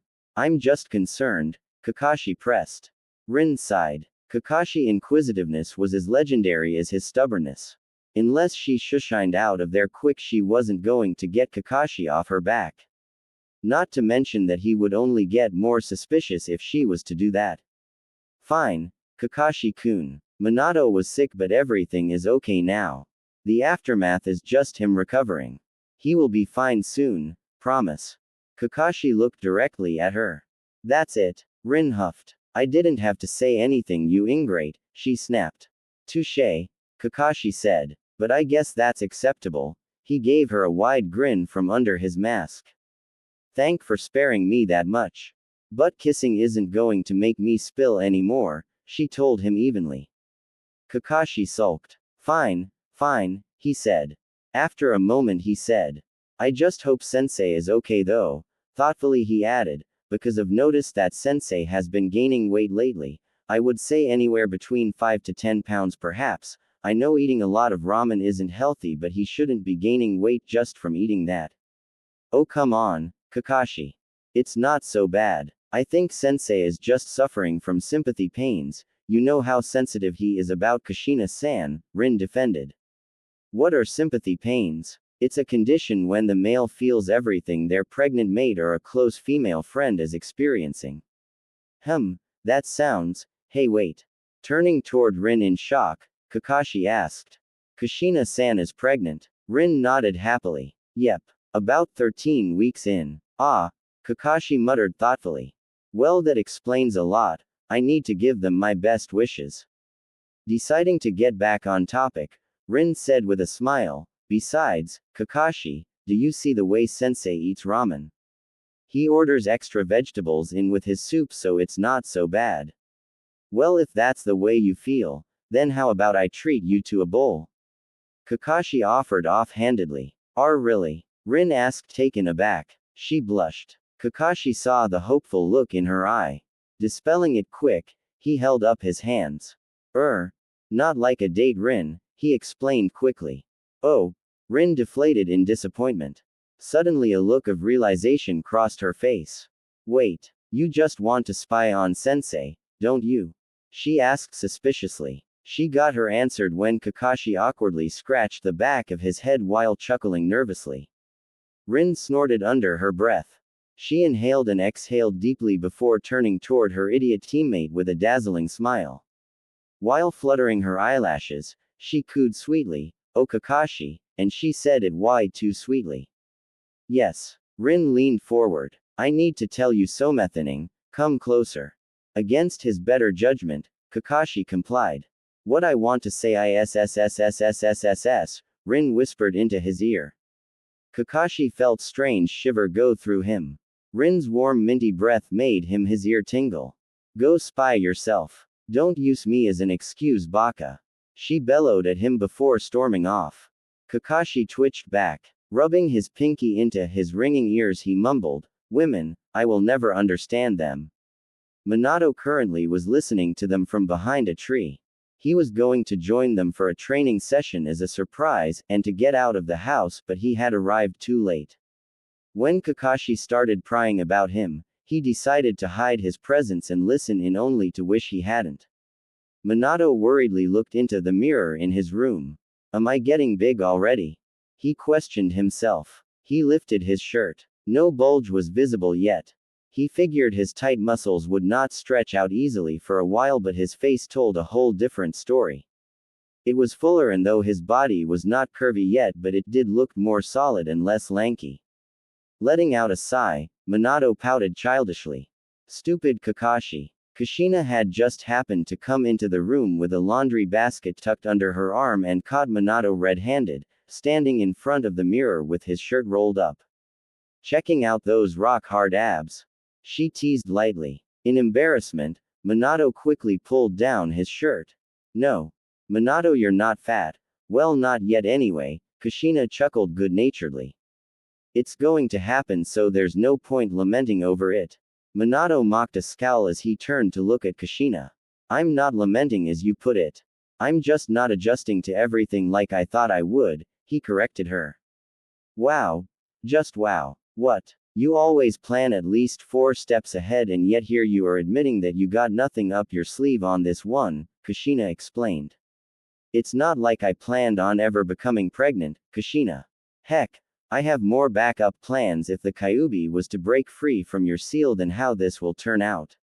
He sighed. There's so many changes in such little time, I don't know if I can. You will adjust to them all, Kushina said firmly, successfully cutting him off. She walked up to Minato and wrapped her arms around his waist. You're stronger than this, Minato. Be patient and we will tackle this together, she said tenderly. Minato stared wordlessly into his wife's eyes. As he was about to speak, the doorbell ranged. The couple parted. I wonder who that is, Kushina and Minato walked to the front door. They opened it to reveal. Minato raised his eyebrows. Homura-san and Kaharu-san. Indeed, it was the two elders standing there on their doorstep looking rather peeved about something. May we have a moment, Namikaze-samas? Homura asked politely enough, but there was an underlined threat to his tone. Kushina sent the two an annoyed look before slamming the door in their faces. Flock off, you miserable old buzzards. Kushina. Minato said in alarm. That was rude. Kushina simply crossed her arms defiantly. As if they weren't rude to us. Kushina. Minato chided. You are the wife of a Hokage. Despite your feelings, you must play the part. His face softened. Now please behave like the mature woman I'd married 4 years ago. Kushina looked at Minato crossly for a moment before turning around and huffing back into the kitchen. I'll go make them some tea then. Maybe I'll put some laxative in it or better yet some poison. Kushina. Fine, fine. Kushina snapped. Minato could almost hear the eye roll in her voice. As tempting as it is, I won't poison them, she promised. Minato shook his shaggy blonde head. His wife was more level-headed than she had ever been in her entire life, but at times she reverted back to her 10-year self. Letting out a sigh, Minato composed himself before opening the door again. Minato bowed his head apologetically to the pair. Sorry about that, elders, please come in. Kushina, I know we are supposed to go grocery shopping today, but do you mind if we take a small detour? Minato asked. It's no problem, I suppose, Kushina said with a shrug. Where do you want us to go? I need to pay a quick visit to the Hyuga household, Minato said. Is that okay? That's fine, Kushina said. She looked curiously over at her husband. But what for? Minato inwardly sighed. Trying not to expose the real reason behind the visit, he answered, I want to thank them for giving me their jutsu. Minato placed his hand on his still flat stomach. Quote. If they hadn't, our child wouldn't be here. A soft grateful look came to Kushina's face. I guess you are right, she then giggled suddenly. What? Minato asked. Kushina sent Minato a Cheshire grin. You sure are warming up to the idea of having a bun in the oven. She motioned to where his hand was positioned. Minato dropped his hand immediately. Oh come on, it's cute. Don't stop because of me, Kushina said. Minato's eye twitched. Then don't say anything. I can't help it. You're so cute like this. Kushina practically squealed. Minato stared. What? How in the world can you find my situation cute? Minato asked incredulously. He shook his head. Kushina, I think your inner fangirl has finally awoken, he told her. Huh, really? Kushina asked. She blinked. What's it supposed to feel like? You tell me. Greetings, Minato-sama, Kushina-sama. Hisana graciously welcomed the Namikaze couple. Hisana was the wife of Hiashi and the head lady of the Hyuga clan. She was also Minato's old crush before he had rescued Kushina from the Cloud Nins as a teenager. Even though nothing ever happened between the two, Kushina couldn't help but think about it.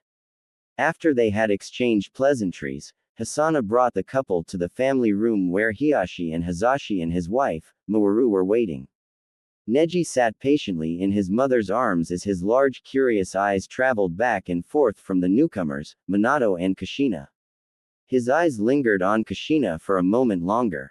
No doubt because of her bright red hair. Once they were seated, Kushina held out her arms. Niji-chan. She cooed. Come and sit with Kushina-san.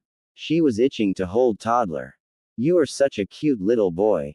Yes, you are. Yes, you are. She turned to get his mother's approval. May he? Of course, Kushina-sama, Mawaru said without hesitation before passing Neji into Kushina's lap. Minato smiled at the display. He had to agree that Hyuga children were insanely adorable with their rosy cheeks and insanely large lavender eyes, but that was until they caught what Kushina dubbed the whole syndrome, which plagued the older generations. Neji started to wiggle in Kushina's hold and held out his short little arms to Minato. Go. Go. You want to come to me? Minato asked, with a smile. Go. Kushina pouted. Oh fine. Go to Minato, she said as she released him. Neji crawled right over to Minato. As soon as he was in the Hokage's lap, he started patting Minato's flat stomach. Baba, pat, pat. Baba, pat, pat. Baba, he continued this for nearly 10 seconds. Minato and Kushina were turning deathly shades of white. Lady Hasana watched on with a knowing look on her face. Lord Hiashi squirmed uncomfortably. Hazashi dashed forward and quickly gathered his son, Neji. He chided softly. Neji's mother, Mawaru, spoke, my apologies, Hokage-sama. She said, obviously embarrassed. It's nothing, you know, kids, hey. Nervously Kushina and Minato laughed it off. They looked at each other with the same thoughts. Man, this kid has some serious ESP. Lady Hasana giggled good-naturedly. Neji-chan has a strange gift for detecting early pregnancy, she explained. He has yet to be wrong. I just hope he puts those good instincts to use once he becomes a ninja, Hazashi commented. I take it the jutsu was successful, Hiashi stated more than asked Minato. I congratulate you. Yes, thank you, Minato replied. Do you know the child's gender? Hiashi asked, getting straight to business. It will be for another 8 weeks, I'm afraid, Minato said carefully, already knowing Hiashi's intentions. It's still too early to tell. Hiashi nodded. He could wait. Kushina suddenly felt confused. Why was Hiashi edging to know their baby's gender so soon? Minato meanwhile was doing his best to ignore his wife's confusion. Hiashi, I need to talk to you alone, he said. Hiashi nodded. Of course, come to my office at once, Minato-kun. Kushina blinked. Minato. Minato had cut her off with a smile. I'll be back in a few minutes, Koi. Okay. Kushina agreed dully. After the two gentlemen left, Neji crawled back over to Kushina. In amusement, Kushina raised an eyebrow before saying, You've lost the main attraction and now you're crawling back to old Kushina, Nevertheless, she picked him up and cuddled him just the same. Over the next 10 minutes, Kushina happily chatted with Hasana and Mawaru before her husband returned. Even after they left the Hyuga mansion, Minato would not tell her what he and Hiashi had talked about. It bothered Kushina a little bit. She decided to let it go. Her husband was a very shrewd yet kind person. He would not keep her in the dark for no good reason. She only hoped he would tell her eventually. Later that afternoon, when the couple returned home, hands and arms filled with groceries, Kushina was secretive, carrying the heaviest items much to Minato's protest. When they entered their home, they were surprised to find Hiruzen sitting on their couch smoking pipe weed. Minato was a little taken aback but regained his senses quickly. Ah, Sarutobi-sama, welcome. Hiruzen sent Minato an apologetic smile. My apologies for barging in uninvited. Nonsense. Kushina said with a smile. You are welcome anytime, even if we're not home, she insisted. Though I'd admit, it's not like you to just drop by without reason. Hiruzen nodded. Indeed. I came as soon as I found out. He looked over at Minato with a glint in his eye. A little birdie told me where those two had been here harassing yesterday. If you are referring to Homura-san and Kaharu-san, then you heard right, Minato replied.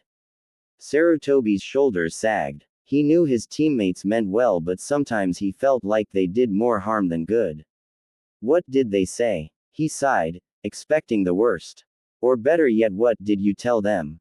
Kushina giggled. Let me tell you. Flashback. There was a stunned silence. Kaharu looked at the couple with a slack jaw. Homura fared no better. His glasses even looked crooked on his disheveled, shocked face. It remained like that for several seconds before flying into a rage. Don't lie to us, Homura shouted. How utterly preposterous. You expect us to believe such a lie? He demanded. A pregnant Hokage. Ludicrous. Minato and Kushina's eyes widen. Kaharu finally managed to regain her senses and closed her mouth. She looked intensely at Minato with an unreadable expression on her face. This is not going to end well. Minato sighed. He was wondering what could they do when he got a sly idea. Turning to his wife, Minato said, Kushina, it's about time we told them the truth. Quote. What? Kushina blinked confusedly at her husband. But we just did. Homura and Kaharu seemed to calm down as they squinted suspiciously at them. I meant the real truth, Kushina, Minato said. He forced the chuckle. I suppose your silly story was a little too far-fetched, ha ha ha. Turning to the elders he said, April's fools, you too. What? Homura and Kaharu asked disbelievingly. April Fools. On the first day of April is April Fool's Day, Minato explained. Homura glanced at the calendar hanging nearby on the wall. It was indeed April 1st. Now more annoyed than anything else, he asked impatiently, so, the story you just told us was nothing but a ruse? Correct, Minato said in all seriousness. Homura sighed. He took off his glasses and rubbed his eyes tiredly. That was not amusing, Hokage-sama, he groaned. My apologies for our childishness, but Kushina had convinced me to go along with it, Minato said. Homura and Kaharu's sweat dropped as they thought about Kushina's mischievous personality. Clearly, I must say, it was pretty amusing, heh, Minato chuckled. The looks on your faces were priceless. Kushina gaped at her husband. Wondering if he had lost his mind, she shrieked, Databane. Minato. Kushina. Minato said in a stern voice. He looked directly at her with piercing blue eyes. Let's drop it. He empathized. The prank is over. Kushina's sweat dropped. Her anger deflated like a popped balloon as she blinked owlishly at her husband. Oh okay, she agreed as she cringed back slightly. It was a moment later when Kushina realized she had lost another argument with her husband. Kushina crossed her arms and huffed, Fine, Minato, tell them. Before turning away. Whatever it may be, 'cause I don't have a clue, she thought. Minato nodded. Now the real truth, elders. Homura and Kaharu hung on the edge of their seats. Is that I and Kushina had found a subtle and willing surrogate to have our baby for us? Minato looked them straight in the eye as he told them this. If you need further proof, check Kushina, Minato offered with a wave of his hand. She is no longer pregnant. Homura looked expectantly over at Kaharu. When she was younger, Kaharu was the medic nin on their squad. Even though she did not practice medicine any longer following the Second Great Shinobi War, she knew enough to check. Kaharu nodded before approaching Kushina. She used the mystical palm technique to sense any form of life within her. After a moment she pulled away. No, she is not pregnant, Kaharu announced with a sigh of relief in her tone. Homura looked relieved as well. He then demanded, who is the surrogate, Hokage-sama? The identity of the surrogate mother will remain private for safety reasons, Minato said sternly. Is there anything else I can assist you with? He asked, trying to steer away from the subject. Homura frowned. Yes, there is. What about? No, that is enough, Kaharu said quickly. Kushina Uzumaki is no longer a threat to village security, which means Homura and I will now take our leave. Homura looked as though he wanted to protest. But, thank you for your time, Namikaze-samas, Kaharu said, successfully cutting him off again. She stood up and bowed respectfully. Homura gaped incredulously at his partner. But Kaharu. Homura, Kaharu said in an unyielding tone. Homura pouted almost like a kindergartner as he grudgingly followed Kaharu's lead. Thank you for your audience, Hokage-sama, Kushina-sama, he said in a stressed tone. Of course. The pleasure was all ours, Kushina said as she and Minato stood up to exchange pleasantries before showing them out. Homura was practically sulking as he and Kaharu made their way down the street. Stop sulking, Homura, Kaharu said. I'm not sulking, I'm being wistful. Homura snapped. They're up to something, I just know it. Muttered to his partner. Why did you dismiss us so quickly? Because it's very obvious those two are hiding something. Plus, I had to get you away from Hokage-sama. Pressure does not work with him as it did with Hiruzen, Kaharu answered. Homura just pouted more. Ignoring his childish look, Kaharu said. It's best for now if we let them be. Prying will make them more secretive. As the old saying goes, give them enough rope to hang themselves. Fine. Homura agreed sourly. With a sharp look in his eye, he said determinedly, but we will get to the bottom of this.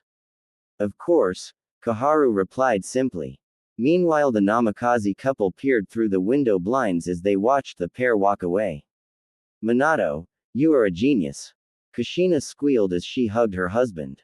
Minato grinned. Well, technically, I did tell them the truth. Kushina laughed. It's official. They need to retire. Kushina said as she closed the window shutters. I can't believe those senile old fossils actually believed us. Gahahaha. She laughed. Actually, Kushina. Minato begged to differ. I think Kaharu did believe us. Wait. Which one? You or the surrogate? The one about me being pregnant? Kushina scoffed. Yeah, right, and the Kyuubi masturbates when he watches us having. She said as she rolled her eyes. Minato stared at her. What's with the look? The Kyuubi masturbates when we. Kushina snorted. Oh, come on. I'm just kidding you. I hope so. End flashback. So what do you have to say about that? Kushina asked the stunned retired Hokage. Looking disturbed, Sarutobi asked, the Kyuubi masturbates. I was joking. Joking. Kushina said. The old man let out a tired sigh. I hope so. He involuntarily shivered. His reaction amused Kushina to no end. Minato, however, was more focused on important things and voiced his thoughts. I just hope this doesn't get back to the old war hawk, he told Sarutobi. Kushina stiffened. She didn't like